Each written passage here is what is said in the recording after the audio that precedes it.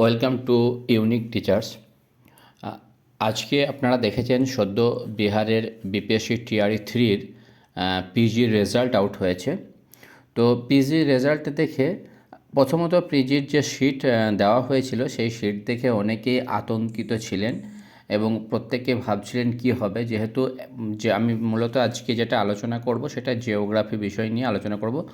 জিওগ্রাফির মধ্যে কি কাট আপ এবং শিটের পরিপ্রেক্ষিতে কি অবস্থা রয়েছে এবং পরবর্তীতে টিআরই 4-এর কী অবস্থা হতে চলেছে সে বিষয়ে একটু আলোকপাত। আমি এই বিষয়ে আমি অতটা বিজ্ঞ বা এরকম আমি দাবি করতে চাইছি না, তবুও যতটা আলোকপাত করা যায় সেই পরিমাণ আলোকপাত বা সেই পরিমাণ নলেজ আপনাদেরকে দেওয়ার চেষ্টা করব। দেখুন, প্রথম যখন আমরা দেখেছিলাম 142টা জেনারেলের সিট ছিল এবং 142 জন জেনারেলের নাম তালিকা প্রকাশ করা হয়েছে। প্রথমে যেহেতু 142টা সিট দেখে আমরা একটু হকচকিয়ে গেছিলাম। এত কম সিট হলে সেক্ষেত্রে তো সমস্যা হওয়ারই কথা ছিল। ভেবেছিলাম হয়তো কাট আপ অনেক বেশি যাবে, মনে হয়েছিল কাট আপ প্রায় 90-র কাছাকাছি যাবে, কারণ জিওগ্রাফি এমন একটা সাবজেক্ট যেখানে প্রচুর ভালো ক্যান্ডিডেট আছে, ভালো ভালো পড়ুয়া ছেলেমেয়ে আছে যারা খুব সহজেই খুব ভালো স্কোর করতে পারে। তো সেই হিসেবে এই সাবজেক্টটাতে কাট আপ যাওয়ারই একটু বেশি কথা। কিন্তু বিপিএসসিতে যা দেখা যাচ্ছে, মূলত জেনারেলের ক্ষেত্রে মূলত কম্পিটিশনটা হয়েছে বাঙালিদের মধ্যে। কারণ বাঙালিরা যে অর্থে সাবজেক্টটা যেভাবে জানে, আমার যে মনে হয় না বাকিরা সে অর্থে সাবজেক্টটাকে রপ্ত করতে পারে। কারণ বাঙালিরা প্রথম থেকে অনার্স পড়ে আসে, আর অনার্সে বিভিন্ন বেঙ্গলের ইউনিভার্সিটিগুলোতে কী পরিমাণ মেহনত করতে হয় সেটা যারা অনার্স করেছেন আপনারা কম বেশি সকলেই জানেন। তো দেখুন, আজকে যেটা রেজাল্ট বের হয়েছে, আমি আনরিজার্ভটাকে নিয়ে আলোচনা করব। আনরিজার্ভদের ক্ষেত্রে দেখুন, এই আনরিজার্ভদের ক্ষেত্রে কাট আপ কত গেছে? কাট আপ গেছে 77। দেখুন, যেখানে মাত্র 142টা সিট, সেখানে 77 কাট আপ মানে যথেষ্ট কম কাট আপ, যথেষ্ট কম কাট আপ। এবং বিপিএসসি বেশ, এরপরে বলে দিই, পার্ট 3-তে গেছে কত? পার্ট 3-তে গেছে 51। পার্ট 3 51 মানে কি? সাবজেক্টে গেছে কত? সাবজেক্টে 51, মানে সাবজেক্টে যে 80 নাম্বার পরীক্ষা হয়েছে সেই 80-র মধ্যে একজন ক্যান্ডিডেটকে 51 মিনিমাম পেতেই হবে।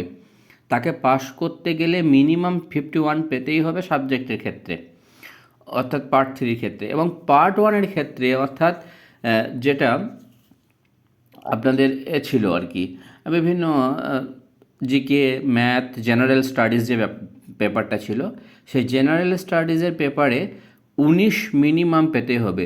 ধরুন কেউ কোনো একটা ক্যান্ডিডেট কী পেল, হয়তো পার্ট 1-এ সে পেয়ে গেছে 50, কিন্তু পার্ট 2-এ সে পেয়ে গেছে হয়তো 35, দিয়ে দেখা গেল তার 77 নাম্বারের থেকেও বেশি হয়ে যাচ্ছে নাম্বারটা, সেক্ষেত্রে সে কিন্তু পাস করবে না। আবার ভালো করে বলি, ধরুন কেউ একজন ক্যান্ডিডেট পার্ট 3-তে অর্থাৎ সাবজেক্টে 51 পায়নি, 51 নিচে নেমে গেছে, অর্থাৎ 50 পেয়ে গেছে, কিন্তু পার্ট 1-এ সে হয়তো পেয়ে গেছে 35, দিয়ে তার গড় টোটাল নাম্বারটা 77 থেকেও বেশি হয়ে যাচ্ছে, সেক্ষেত্রে কিন্তু তাকে পাস করানো হবে না। কারণ কি, এখানে মিনিমাম মার্কস হচ্ছে 51 পেতেই হবে সাবজেক্টে। আর আবার জেনারেল পেপার ধরো, আবার এরকমও কেউ আছে যে হয়তো সে সাবজেক্টে খুব ভালো, কিন্তু জেনারেল পেপারে তার খুব একটা দক্ষতা নেই। সে হয়তো সাবজেক্টে 80-র মধ্যে হয়তো 70 পেয়ে গেছে, কিন্তু কি করছে, সে জেনারেল পেপারে হয়তো 80-র মধ্যে 40-এর মধ্যে সে হয়তো 15 পেয়েছে। তখন কি হবে, তার নাম্বার কত দাঁড়াচ্ছে? প্রায় 85 হয়ে যাচ্ছে।